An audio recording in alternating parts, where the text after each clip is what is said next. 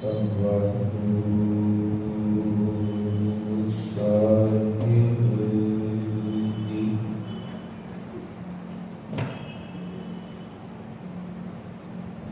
ਕਵੀ ਕਰਨਾ ਕੀਜੀਏ ਰੰਗ ਨਾ ਹਸੀਏ ਕੋਏ अजो सोना समुद्र में क्या जानो क्या होए।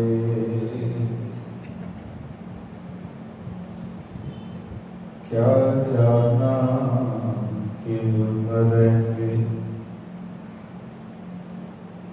कैसा मरना होए।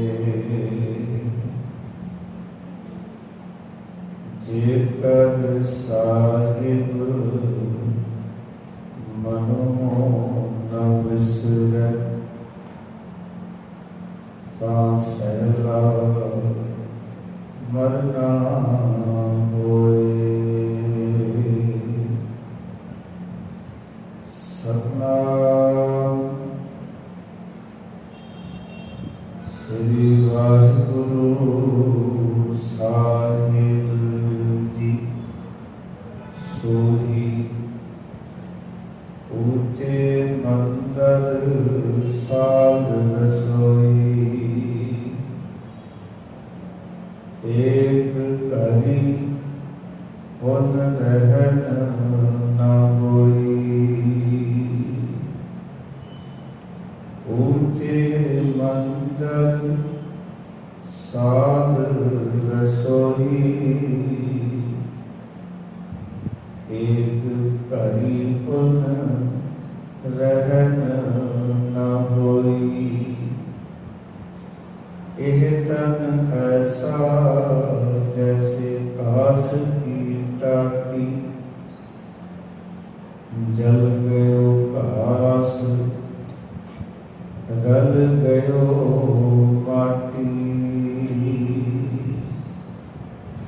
रहा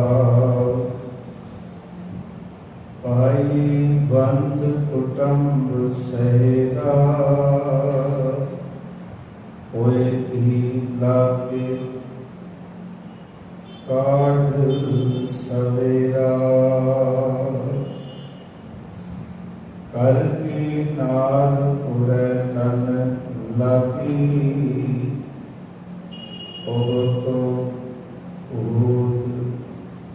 ऊट कर भागी।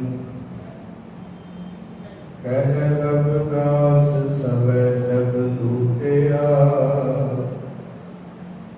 हम तो एक राम कह छूटिया। कह रविदास सवै जग लूटिया हम तो एक राम कह छूटिया।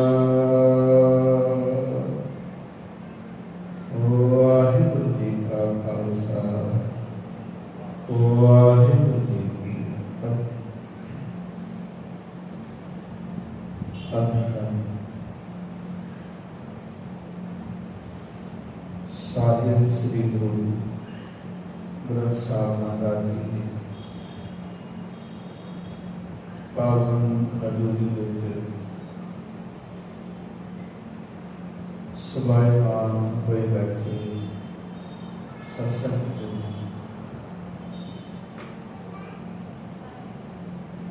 सतगुरां दी पाक कृपा सदका इस स्थान से भगतां नूं बख्शिया होया आत्मिक जीवन का सरमाया वो खजाना जो बाणी रूप दे विच साडे कोल धन धन श्री गुरु ग्रंथ साहिब दे विच समाया है। उस खजाने को गुरु के वाक अनुसार खाना है, खर्च है, रल मिल भाई होत न आवे बद। इस खजाने नूं आपां रल मिल के एक दूजे नाल साझा करना।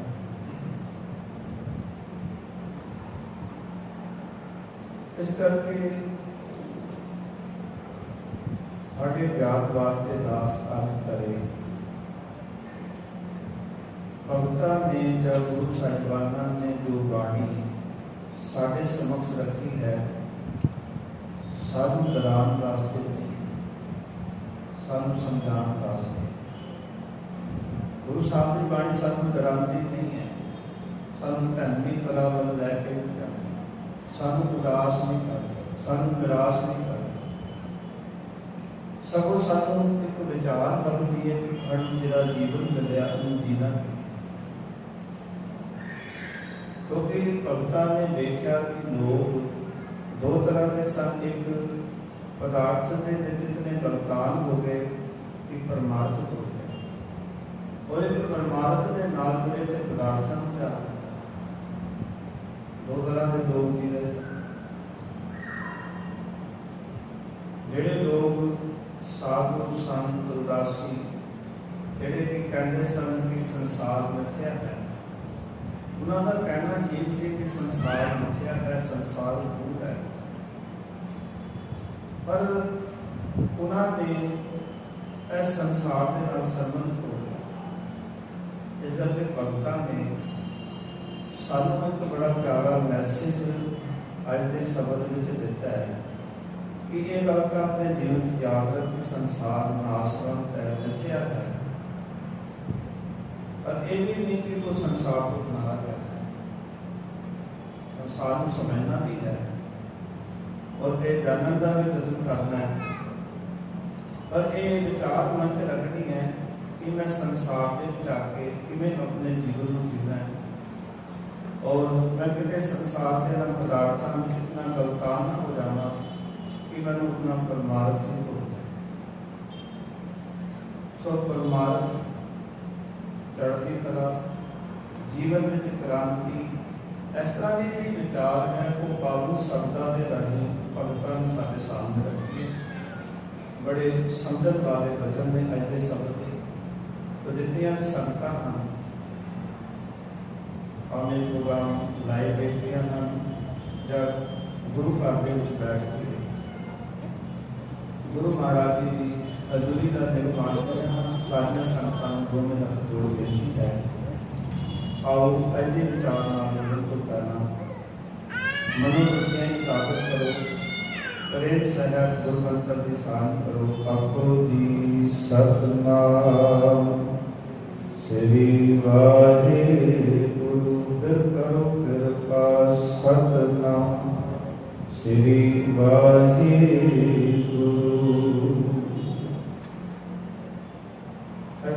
बाबू शब्द भगत रविदास जी का उच्चारण किया हुआ सोही राग का तीजा शब्द है। भगत रविदास जी ने इस राग में 3 शब्द उच्चारण किए हैं। ये अर्जुना का राग का आखिरला शब्द है। इस शब्द के राही सानू उपदेश दृढ़ करा रहे हैं। आखिर ने कि एक तन ऐसा जैसे काश की टाटी, जल गयो काश जल गयो माटी जाता। आखिर लगे पक्के कर आदत तंग के रहे, ये जो शरीर है ये घाह के छप्पर की न्याय है। उसके मांग जिन्हें घाह का छप्पर होता है और वो घाह सड़ जाता है, उसकी होंद खत्म हो जाती है। इस तरह कहते हैं जल गयो घास गल गयो माटी, मिट्टी में जो घास सड़ जाता मिट्टी च गल जाता है, तो यही हाल साडे शरीर का, जिन्हें उस घाह की कोई होंद नहीं, कोई पहचान नहीं कर सकता कि घास है। इस तरह जिस तरह इस तन चों प्राण निकल जाने ने और इस तन ने सड़ जाना है, ऐसा भी कोई वजूद पीछे नहीं बचे। बंदा कोई सोचे भी मेरा कोई वजूद रहेगा, संसार के मैं रहांगा, मेरी कोई होंद रहेगी, तेरी भी कोई होंद नहीं रहनी, जिवें होंद घाह दे छप्पर दी नहीं रही ऐसा तेरी भी कोई हो। क्योंकि मनुष्य बड़े यतन करता है जीवन के अंदर कि मेरी होंद कायम करे, और बहुत सारे लोग ने अपनी होंद को कायम रखने वास्ते बहुत सारे उत्तम उपाय करते हैं। और ये गल के सबूत धार्मिक स्थान में जो कि उन्होंने नामों के पत्थर सामने मिल जाते हैं, पक्षियों के लिखे हुए नाम मिल जाते हैं, तो वो अपनी होंद को पक्षियों के राही अपनी होंद को पत्थर के लिखे नामों के राही रखना चाहते हैं। पर सच ये है कि वो तस्वीर जितना मिट्टी में मिल गई सड़ गया शरीर, उस तो बाद उसकी होंद किसी को चेते नहीं आई, उस दिन समाप्ति। इस करके भगत जी कहते तेरे भुलेखे जिंदगी तेरे तेरा जो काम है ना ये तो आदि छप्परी बांध है। और पुरातन समय में जो आदि छप्पर सन वो शरीरिक जिंदगी को सुख देने वाले सन। अज पर किसी को कहा छप्पर उन्हें लोग मजाक बनाएंगे, कहने में आदि छप्पर चल रहा है। हमें जी चीज़ा से पुरातन समय से देखते हैं वो मनुष्य के जीवन वास्ते बड़ी लाभकारी सन, और उन्होंने भगतों ने उदाहरण दे दे के सानू जीवन का एक सच्चा सरमाया जो कोशिश करता है। ये उदाहरण रूप के उदाहरण कि जिमें घाह की छप्पर या छप्परी जी है वो जो सड़ जाती है तो कोई वजूद नहीं लगता, पता नहीं लगता भी घाह की छप्परी से तो कैसे मिट्टी हो। ऐसा तेरा जो शरीर है जितना सड़ जाएगा, जो प्राण निकल जाएंगे, ऐसा भी कोई वजूद पीछे नहीं करेगा, ना किसी का रया क्रोध करता जी कहते ना किसी का वजूद रहना, वजूद कोई नहीं सकता। फिर कहने लगे कहने तुम ये गल मनु मिसाल ही दी इस संसार के विचों चले जाना, और ये गल ग्राम वास्ते नहीं कर रहे बहुत करता सब समझाने वास्ते कर रहे हैं, और समझाना चाहते हैं कि अपने जीवन के इस गल को चेते रख के एक दिन संसार को जाना है। जो बंदा ये गल चेते रखता है तो लोगों को ठगता नहीं, लुटता नहीं, किसी नाल धोखा नहीं करता, किसी नाल दगा नहीं करता, वो दशा नुमा नहीं करता। पर जिन्होंने गल भुला दी कि संसार को जाना है वो लोगों नाल धोखा करते हैं, दगा करते हैं, बहुत माया इकट्ठी करने चक्कर के वो बहुत कुछ ऐसा करते हैं जो गुरु साहब ने सानू मना। जो महाराज की बाणी कहती है हक पराया नानका उस सूरत सुनाए, गुरु पीर हामा तां पड़े जा मुरदार न कहे। गुरु पीर ने हम भी तो करनी है, पर वो जब असीं पराया हक ना करें। ये वजह इस करके भी भगत जी सानू डराना चाहते हैं, सानू सदमे में लैके आना चाहते हैं।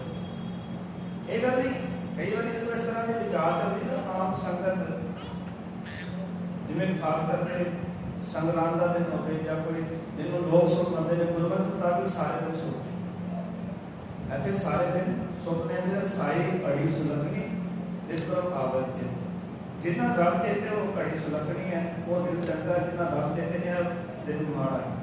इस करके गुरमत में कोई दिन सुख नहीं तो कोई दिन माड़ा नहीं। इस करके सुख दिन साडा कोई जो असीं रब नूं चेते करते हैं, अकाल के वाहिगुरू नूं चेते करते हैं। कई बार जो बचन चलते हैं तो महीना आता ना तब तक कर्म कमाने घोषणा करो जो परमेश्वर के दुनिया व्यापन सभे हो उस समय के विच जिंद कटन की गल मरण की गल ये सारे गल्लां गुरु नानक जी की है। ये संगत कई बार कहते हैं कि कथा को मरण को सुना वो करार वास्ते नहीं है, वो जीवन जात करनी है। ये सीखना है कि असी अपने फर्जां तो वाकई ना होइए जेडे साडे फर्ज ने जेडी गल गुरु साहब सानू समझाना चाहते हैं। क्योंकि जो सानू मौत चेते होएगी, मरना चेते होएगा कि असी सावधान होकर अपनी तरफ करांगे, अपना जीवन से सही काम करांगे, वो काम नहीं करांगे जेडे काम गुरु साहब ने रखे। जिस बंदे को मौत लग गई, संसार को जाना भुल गया, जिसमें ये गल भुल गई कि कल को तेरी होंद नहीं रहनी, जेडे पहला गए उन्होंने होंद भी नहीं, तेरी भी नहीं रहनी। क्योंकि वचन अक्सर खड़े नाल दास आते करते गुरु अंगद देव जी कहते हैं जिन्नी चलन जानिया से को करन था। जिन्होंने इस गल को चंगी तरह अपने मन में उसारिया है कि असीं संसार को चले जाना है, तो वो संसार के झूठा विस्तार नहीं करते। पाओ कि खट्टी थोड़ी करके बहुत कम इकट्ठा कर लेना, इसका का बुरा करना, वो इस तरह का विस्तार नहीं कर रहे थे, खिलारे नहीं खिला रहे। जो कुर्बानी करनी है ना, जिन्हें चलन जाने से जो करे था जो काम नहीं करते, वो धन नहीं इकट्ठा करते, पदार्थ ऐसा ये नहीं करना।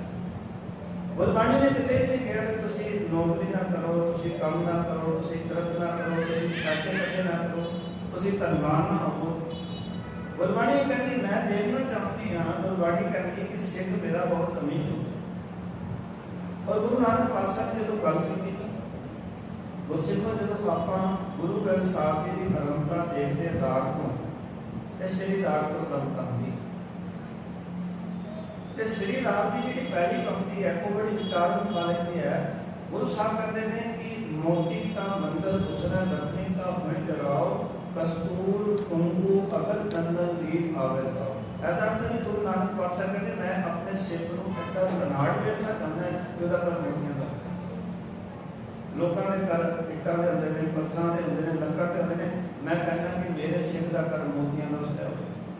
गुरु नानक पातशाह गरीब नहीं देखना चाहते, पाटे हुए कपड़ा नहीं देखना चाहते सिख। ये तो साड़ी बदकिस्मती कि असं प्रचार ही नहीं कर सकते सिक्खी का। गुरु साहब के विचार धारा लोगों तक पहुंचा ही नहीं सकते। गुरु साहब ने ऐसी विचारधारा साढ़े सामने रखी है कि वो विचारधारा सामने ये समझा रही है कि सिख गलती हो गए, गिरते इतनी करे, इतना धन हो गए, खुद कर मोतियां का अरे गल गुरु साहब ने नाम कह देती मोती का मंदिर उसरा रत्नी का मोहे चढ़ाओ, तेरे घर से रतन चढ़े होने। जी सुगंधियां की गल की वो बड़ी कीमती चीज़ा ने सारियां, क्योंकि जी चंदन की गल कर रहे हैं, चंदन बड़ी औखी मिलती है। मोती का मंदिर उसने रत्नी का हो जलाओ, कस्तूर कुंकू अगर चंदन, जो अगर चंदन है वो चंदन जो सबको बेस्ट क्वालिटी है। अगर चंदन जी उसको बड़ी कीमती छेती करके मिलती है। वैसे तो भाई गुरदास जी ने लिखा कि चंदन रुख ना बन बन साध ना तुरपुर माए। चंदन का रुख हर एक चंदन नहीं मिलता, ते हर एक कुड़ी में साध साधु रब का प्यारा नहीं। भाई गुरदास जी कहते बड़े औखे ने रब के प्यारे। चंदन का बूटा भी रखना बड़ा औखा है, पर जो कहते अगर चंदन जेड़ा ना वो सबको बेस्ट क्वालिटी है। उसके भाई गुरदास जी ने बात लिखी, कहते पानी काठ ना डोबी पाले दी रखे। पूरी बात कभी पढ़ के देखना, उससे लिखा है कि पानी जेड़ा है वो कभी लकड़ में नहीं डोबता। उन्होंने पूछा पानी में भाई गुरदास जी ने क्यों नहीं डोबता, कहते मैं पालिया अपने पालन वाले मैं किमें डोबूं। पानी काठ ना डोबे पाले दी लज्जा, सिर करवट तराय के धरिया भजै।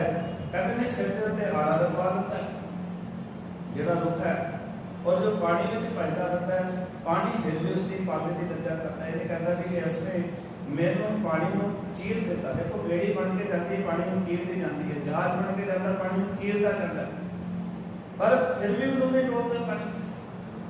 लकड़ होगा जो लोहे का उन्होंने डूब जाएगा, पर लकड़ नहीं लगी होगी तो नहीं डूबता। फिर जो भाई गुरदास जी ने पूछा कि अगर है डूब गए जाग में गए, अगर चंदन को डूब देना, कहते मैं जानबूझ के डूबता। कहते क्यों निर्मोल है जे चंदन पानी से डूब के गिरता है, अगर चंदन ये नहीं डूबी समझन नकली है। इस करके मैं जान के डूबना उसको, अगर है डूब गए जान के निर्मोल ऐसे उस चंदन का जिक्र गुरु नानक पातशाह ने किया है। जब मैं बाणी के इतिहास के भाई गुरदास जी के हवालत करिए आप उन्होंने पढ़िए ना, उन्होंने चीज़ों को गुरबाणी में जो पता लगता है कि कितना कुछ गुरु साहब जी ने सामने बख्शा मार्ग करने। मैं चाहना कस्तूर कुंकू अगर चंदन लीप आवे चाहो, तेरा घर कंडा सुंदर हो गए, इतने सुगंधियां तेरे घर विच होण, पर नाम कर दिता मत देख फूला विसरै तेरा चित ना आवे। किते ऐसा ना होवे ना घर नूं देख के ना अकाल पुरख वाहिगुरू नूं भुल जाए, रब दा नाम चेते ना आवे, ये नहीं होना चाहिए। रब दा नाम तो चेते जाए जदों सानूं ये मरण चेते मौत चेते होगी, संसार को जाना चेते होगा भी संसार को सी चले जाना है, संसार त्यागना पैना। क्योंकि जो भगत रविदास जी ने बनारस देखा वो भी लोग सन जेडे लोग उदासी सन, ਜਦੋਂ ਉਹਨਾਂ ਨਾਲ ਭਗਤ ਜੀ ਗੱਲ ਕਰਦੇ ਹੋਣਗੇ, ਉਹ ਕਹਿੰਦੇ ਨੇ ਜੀ ਸੰਸਾਰ ਰਚਿਆ ਹੈ, ਪਦਾਰਥ ਇਕੱਠੇ ਕਰਨ ਦਾ ਜੀ ਕੋਈ ਲਾਭ ਨਹੀਂ, ਇਹ ਤਾਂ ਇੱਕ ਦਿਨ ਸਾਡੇ ਹੱਥੋਂ ਚਲੇ ਜਾਣਗੇ, ਇਸ ਕਰਕੇ ਕਿਉਂ ਇਕੱਠੇ ਕਰੀਏ। ਉਹ ਲੋਕ ਬੜੇ ਨਿਢਾਲ ਹੋ ਗਏ ਸਨ, ਢੰਡੀ ਕਲਾ ਵਿੱਚ ਚਲੇ ਗਏ ਸਨ, ਉਦਾਸ ਹੋ ਗਏ ਸਨ। ਜਦ ਦੇਖੋ ਇਹ ਸਾਰੀ ਚੀਜ਼ਾਂ ਜਿਹੜੀਆਂ ਜੋ ਕਾਰਨ ਪਰਿਵਾਰ ਪਦਾਰਥ ਨੇ, ਗੁਰਬਾਣੀ ਤਿਆਗਣ ਨੂੰ ਨਹੀਂ ਕਹਿੰਦੀ, ਗੁਰਬਾਣੀ ਛੱਡਣ ਨੂੰ ਨਹੀਂ ਕਹਿੰਦੀ। ਗੁਰਬਾਣੀ ਤੋਂ ਗੱਲ ਕਰਦੀ ਹੈ ਇਹਨਾਂ ਦੇ ਨਾਲ ਪ੍ਰੀਤ ਛੱਡਦੇ, ਇਹਨਾਂ ਦਾ ਮੋਹ ਛੱਡਦੇ, ਰਹਿ ਇਹਨਾਂ ਦੇ ਵਿੱਚ ਵਰਤ ਇਹਨਾਂ ਸਾਰੀਆਂ ਚੀਜ਼ਾਂ ਨੂੰ, ਪਰ ਵਰਤਨ ਵਿੱਚ ਵਾਲਿਆ ਇਹਨਾਂ ਚੀਜ਼ਾਂ ਵਿੱਚ ਖਚਕ ਨਾ ਹੋ, ਗਲਤਾਨ ਨਾ। ਸੋਨਾ ਤਨ ਰਾਖਣ ਕੋ ਦਿਆ ਮੁਕਤ ਕਹਿ ਤਨ ਮੇਰਾ, ਤਨ ਵਰਤਨ ਵਾਸਤੇ ਦਿੱਤਾ ਸੀ, ਮੂਲਕ ਕਹਿੰਦਾ ਤਨ ਮੇਰਾ। ਵਰਤਨ ਵਾਸਤੇ ਦਿੱਤੀ ਹੋਈ ਸੀ ਵਰਤ, ਇਹਨਾਂ ਦਾ ਮੇਰਾ, ਮੇਰਾ ਵਾਲਾ ਜਿਹੜਾ ਇੱਕ ਖੱਪਾ ਹੈ ਨਾ, ਉਹਨੂੰ ਪਾਸੇ ਕਰ।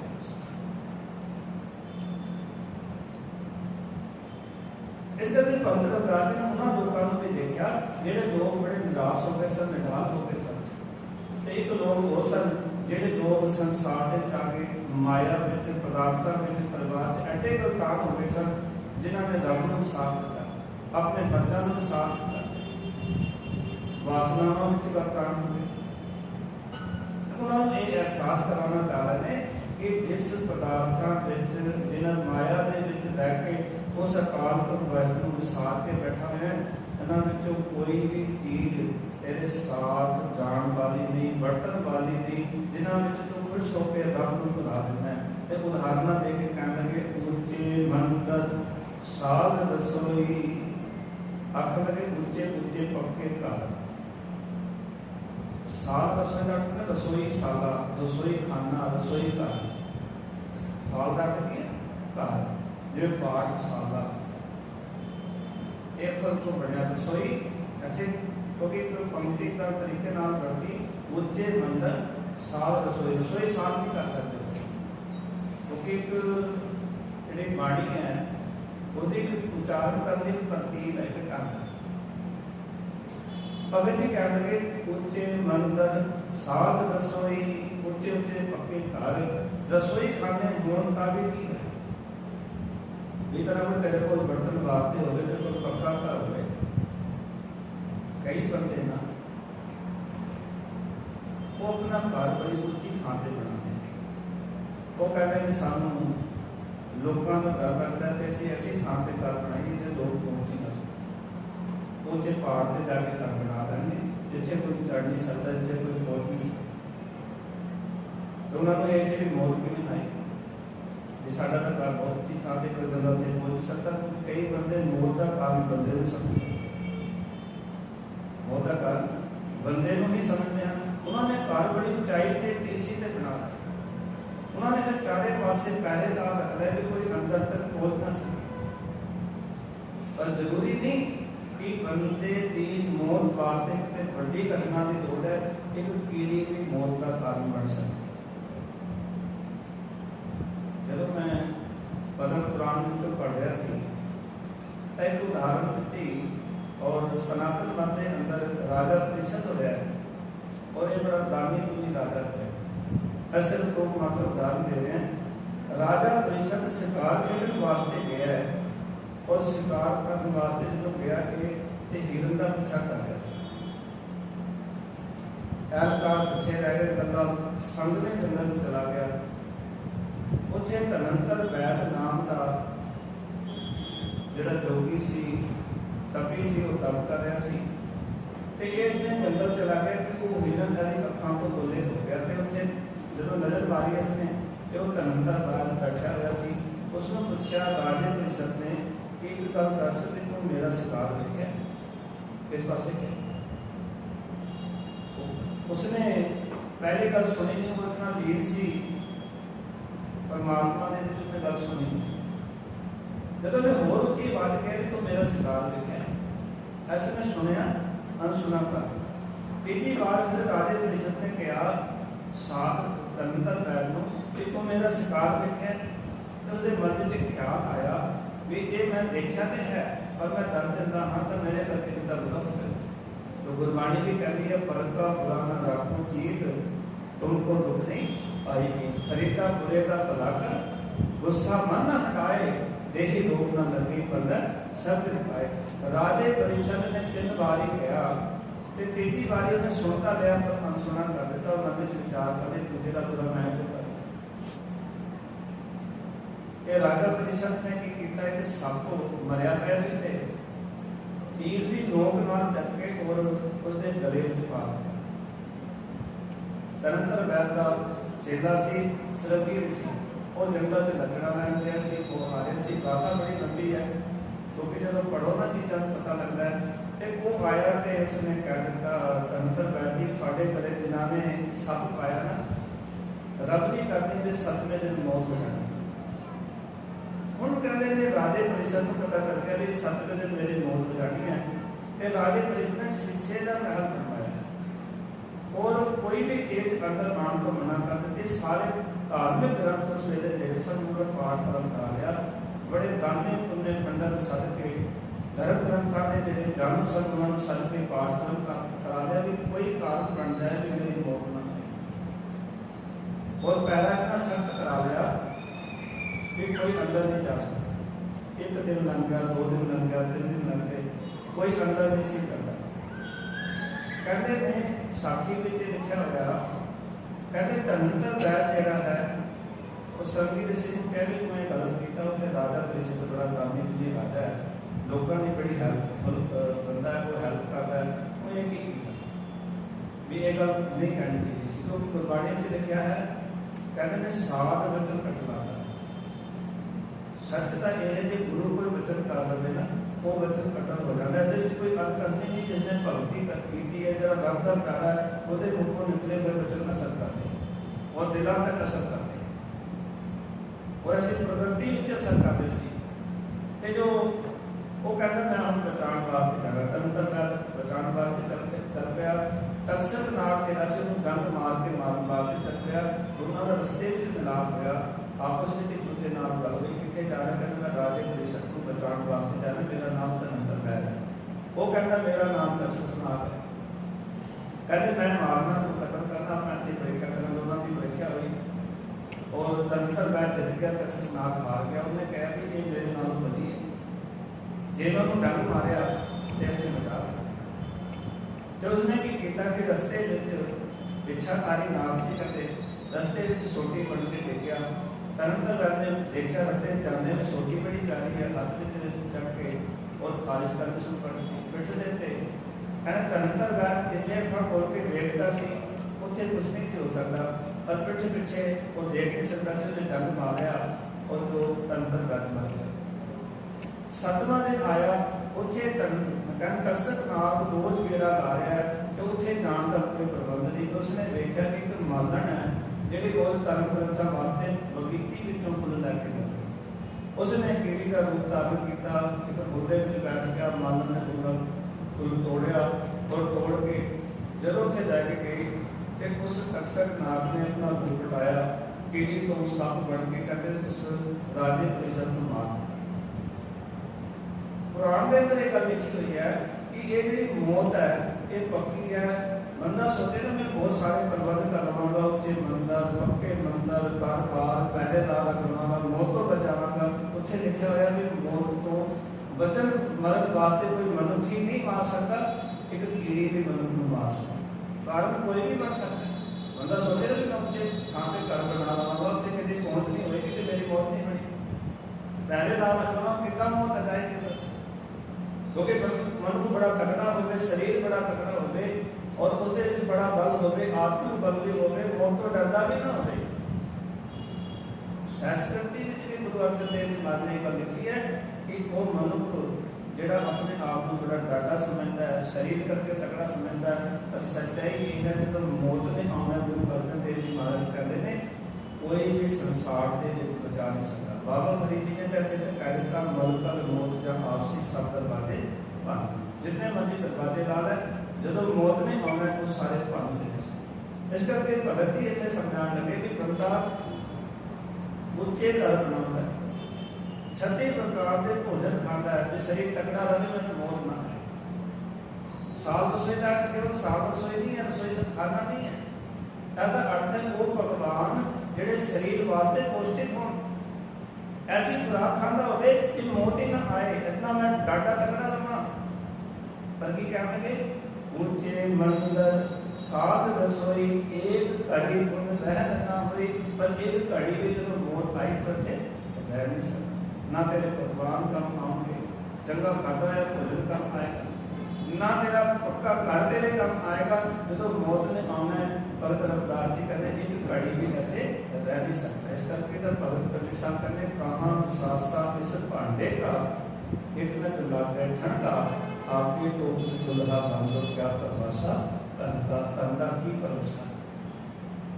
अगले वचन बड़े प्यारे किते कहने लगे मना वो संसार के विच रह के और अहरिया करना है, पर सचता यह है ना भाई बंद कुटुंब सहेरा। बंदा कहता मैं किसी का डर नहीं, मेरे भरा है नहीं, मेरे संबंधी है नहीं, मेरा कुटुंब बहुत बड़ा है। ऐसा नहीं कहता भी मेरा कुटुंब बहुत बड़ा है। सहेरा में साथी यार होता है, मेरे साथी भी ने मेरे मित्र बड़े मैंने भी आखिर में मनुख पूरी जिंदगी रब को भुला देता है इस गल तो कि मैंने किसी तो कोई खतरा नहीं, क्योंकि मेरा परिवार बड़ा, मेरे भरा ने, मेरे बंधदार संबंधी रिश्तेदार ने, मेरा कुटुंब है, मेरे खास मित्र ने जेडे मेरे हर वेले नाल रहंदे ने, मेरे साथी ने। सहेरा रखता साथी खास मित्र कहते कोई भी लागे काट सवेरा। जब मौत ने आना भाई, मौत ने उन्होंने भी नहीं बचाना। ये सच ये है उन्होंने सगों कहना भी हम छेती करो, हम तो मर गया, हम प्राण निकल गए ने, इसको घर रखने का हम कोई राय नहीं, क्योंकि इसको असं देखा रोना आएगा, इस करके छेती कटो। जिमें कि भगत कबीर साहब ने कहा कि काकी मात पिता को काको कवर कवर की कोई कट कोटे कोई बात ना पूछे, काटो काटो फिर सारे कहना छेती करो। कहते जिन्होंने तो कहता सी भाई बंधु कुटुंब से मेरे मित्र ने, मेरे संबंधी ने, जिन्होंने कप्तान होकर तो दम को बुला देता, मौत को बुला के बैठा रहा सी। कहते कोई आकर के कोई भी लागे काट सवेरा, वो कहते छेती करो, उन्हें कहना कोई लाभ। फिर कह लगे करके नाल उड़े तंदा की ओ तो भूत भूत कर पाके। आखर लगे कहते घर की जी स्त्री है वो हर वेले तंदे नाल लगी रहती है, पाओगी पति ते पत्नी का एक पूरा संबंध। भगत रविदास जी कहते हैं बड़ी नेड़ता है, पर वो भी बहुत बहुत कर पापी जो प्राण निकल गए वो भी कहती है कि गुजर गए। और तुम देखो कि जो बंदा मर जाता है, बंदा चला जाता है, 80 घंटे चला कर कि उसकी चीज़ों को भी नहीं पढ़ते। इस तरह होता है घरों बाहर कर देने, उन्हें कपड़े करके बाहर से देने। पर चलाकी देखो सोने का कड़ा होवे उन्होंने करीब करके बाहर नहीं सकते। कई बार लोग कहते हैं भाई साहब जी गुरुद्वारे ले जाना मुश्किल होना, बंदे चले रिश्तेदार। कई बार लोग कहते हैं कपड़े नवे ने गुरुद्वारे ले जाना, मगर कड़ा सोने का पाया सी वो भी तो नवा ही सी, वो तो कभी नहीं कहे भाई साहब तुम ले जाना। बंदा कितना चलाकी नाल काम करता है, बाकी चीज़ें जी काम दियाँ ने वो कभी किसी को नहीं देता। काम की चीज़ों का तो कोई डर नहीं लगता, पर जी काम की नहीं लगती उन्होंने कहते ले जाओ गुरुद्वारे ले जाओ, विचोना गुरुद्वारे ले जाओ, कपड़े गुरुद्वारे ले जाओ, जी उन्होंने की काम दियाँ नहीं। पर जी काम की चीज़ है हाथ पाया हुआ सोने का कड़ा पाया हुआ मुंदरी पाई हुई है, वो तो कभी नहीं कहता गुरुद्वारे ले जाओ पैसा तुम ले जाओ। उनका पैसा वो कहना तुम कोई पैसे कपड़े तुम ले जाओ तुम पा भी तुम तो पान तो डरते रंजीत सिंह क्यों पाया साढ़े कर क्यों? तो तुम्हारी नजर लगता है वो गुजर चुके आप बहुत बढ़ गया, वो कपड़ा तो भी डर लगता है, वो वस्त्रों को भी डर लगता है। भगत जी कहते कि विचार करके देखो, कहने में इतना नेड़े का रिश्ता वो भी कहने लगे कि हम ये गुजर गया। असम गुरु तेग बहादुर मान बड़े कारना हो गया, प्रीतम जान ले मन माही, अपने ही सुख सो सब लागे को पाओ को नाही, सुख में आन बहुत मन बैठत रह चमुंड सकेरा, विकट करी सभी संचारित हो न आप मेरा, करके नार बहुत ही जासो सदा रह संग लागे, जब ही हंस दही ये पाया प्रेत प्रेत कर लागे। ये बिल्कुल व्यवहार बने है जासो नेह लगायो, अंत बार नानक बिन हर जी को काम किसी ने काम नहीं होना।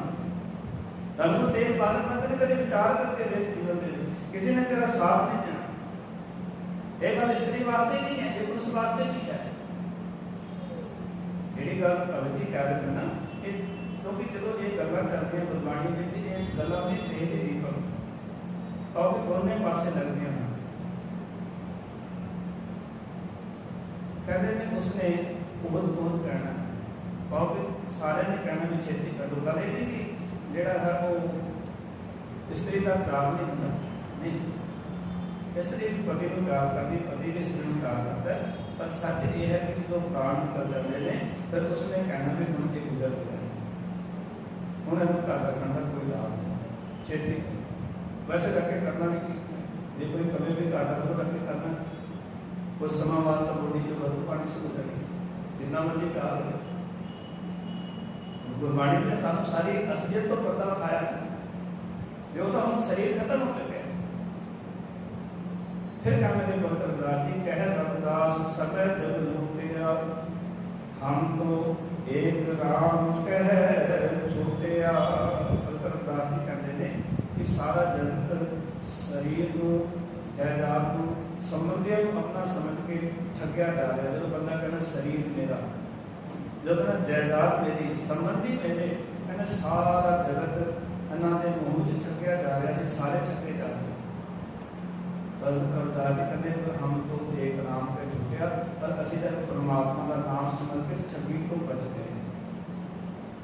ये ठगी हुई सी ना, ठगे जा रहे सन, ठगी को मैं तो परमेश्वर का नाम जप के उसकी बनकी करके छुटिया, बाकी सारा संसार इस ठगी का शिकार होया हुआ। जो कहता कि ये शरीर मेरा, ये जायदाद मेरी, ये संबंधी कबीर साहब ने तो निवेदन कर दिया, कबीर मेरा मुझे किसने, जो कुछ है सो तेरा, तेरा तुझको सौंपते क्या लगे, मेरा कहना मेरा कुछ है ही नहीं। और भगता ने यही विचार सारे सामने रखी है कि इस ठगी का आपस कारण ठीक है, सारिया चीज़ा बरतन वास्ते रहन वास्ते, इन्होंने उदास नहीं होना, सगों गुरबाणी कहती है कि इन्होंने खेडते हैं, हसते हैं, विचरते हैं, असी जीवन का आनंद माणना है।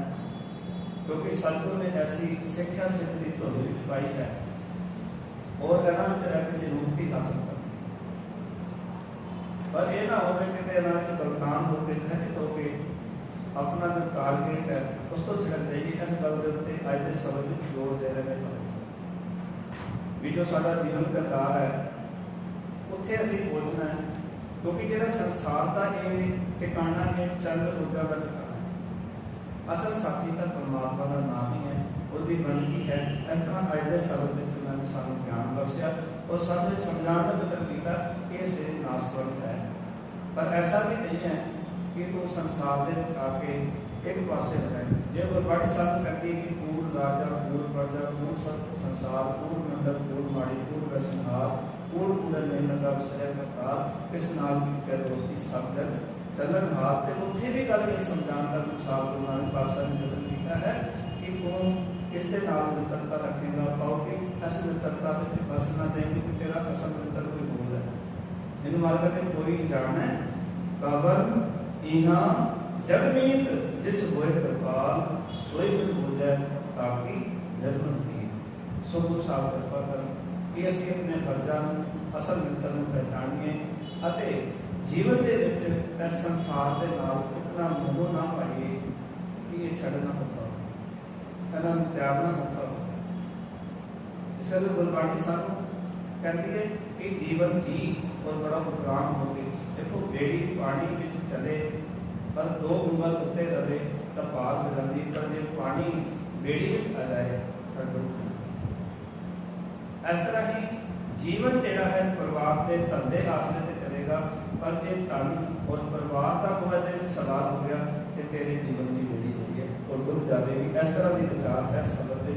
सो आप समझ के और इस गल का ख्याल करना है कि अपने जीवन में जो बुराइयां ने, जो साढ़े जीवन में ठगियां ठोरियां जीवन में चलाकियां ने, इन्होंने त्याग के उस अकाल को वाहिगुरू का नाम जपिए। क्योंकि एक दिन शरीर ने मिलना है, मालक की दरगाह में असीं जाके जवाब देना है। ये जवाब देने वास्ते साढ़े कोल जो लेखा देना है तो लेखे वास्ते साढ़े कोल एक सूची होनी चाहिए। कभी लेखा देना सुहेला जो मन सूची होए उस साचे दीवान में पल्ला न पड़े। उस सच्चे दीवान में किसी ने तेरा पल्ला नहीं पड़ना। इस करके लेखा देना सौखा है, ये तेरे को लिस्ट हो गए, सूची करने लिस्ट हो। जिन्हें कई बार मैं उदाहरण देना, हरियाणा को समान लियाओ, नाल उसने सूची दी होती है, लिस्ट समाना ने लिख के नाम रेट लिखा, 6 महीने बाद भी तुम जाके लेखा जोखा कर लेते हो, पर तुम समान लैके आए सूची है नहीं, तुम 2 दिन बाद भी जाओ तो लेखा अगर पीछे हो सकता।